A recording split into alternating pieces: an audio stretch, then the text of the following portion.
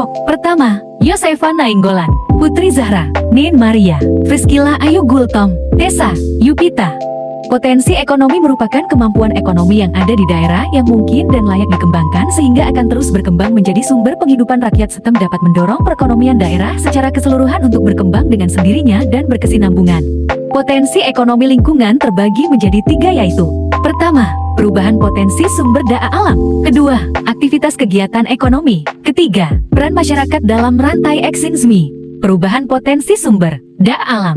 Perubahan potensi sumber daya alam sendiri merupakan segala perubahan yang terjadi pada kualitas maupun kualitas yang digunakan manusia. Perubahan ini tentu dapat berdampak positif maupun negatif bagi manusia. Terlebih kebutuhan manusia yang dinamis menentukan arah dampak dari perubahan ini. Sumber daya alam dibedakan menjadi 2 yaitu: sumber daya alam biotik adalah sumber daya alam yang berasal dari makhluk hidup. Contohnya manusia, hewan dan tumbuhan. Sumber daya alam abiotik adalah sumber daya alam yang berasal bukan dari makhluk hidup. Contohnya tanah, batu, air dan angin. Terdapat 2 faktor yang menjadi penyebab perubahan tersebut, yakni faktor manusia dan faktor alam. Faktor manusia merupakan perubahan potensi sumber daya alam yang berasal dari kebutuhan, perbuatan, maupun tingkah laku manusia. Aktivitas kegiatan ekonomi. Kegiatan ekonomi adalah sebuah aktivitas yang dilakukan oleh manusia untuk memenuhi kebutuhan hidupnya. Di dunia ini, hampir tidak ada manusia yang bisa melakukan segala hal seorang diri. Manusia membutuhkan bantuan dari orang lain untuk menjalankan kegiatan ekonomi.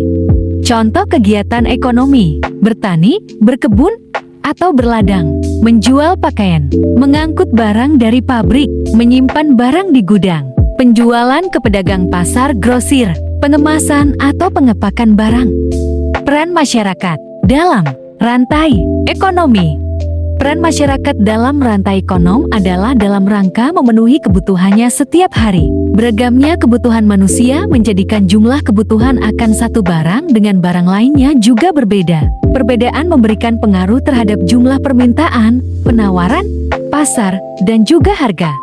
Peran masyarakat sangat penting untuk kegiatan ekonomi, baik dari sisi konsumsi, produksi, maupun distribusi. Ini karena masyarakat bisa jadi tenaga produksi, konsumen produk atau jasa, hingga tenaga distribusi. Secara umum, pelaku ekonomi dibagi menjadi 5 kelompok besar, yaitu rumah tangga keluarga, masyarakat, perusahaan, pemerintah, dan negara.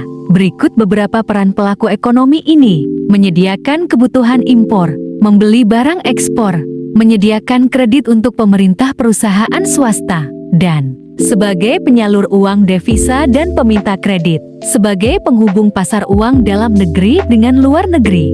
Sekian dari kelompok kami, terima kasih.